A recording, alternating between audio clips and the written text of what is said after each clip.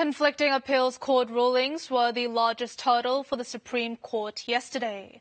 The appellate court found Park guilty for receiving 8.6 billion won in bribes from Samsung Group, but he was found to have provided bribes of 3.6 billion won in an appeals trial. Now the top court has decided that the conglomerate's donations amount to 8.6 billion won. Regarding the Supreme Court's verdict, significant attention was paid to how much bribes it would acknowledge Samsung HEIR Lee Jae-yong had provided. The appellate court calculated the amount at 3.6 billion won and sentenced him to 2.5 years in prison with a 4-year suspension.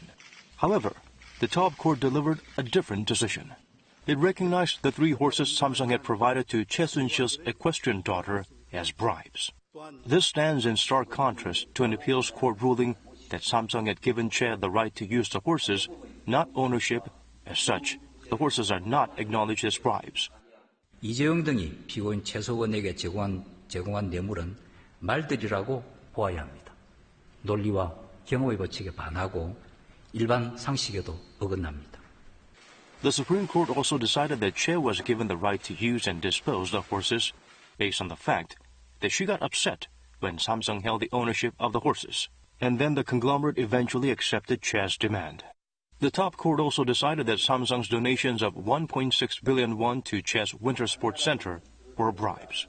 The charge was not acknowledged in an appeals trial of the Samsung HEIR. The Supreme Court said that the tech giant had provided the funds in return for government support for Yi's succession of business leadership and control.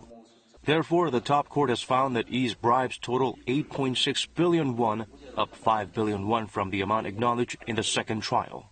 Analysts predict the jail term for Samsung's de facto chair could increase.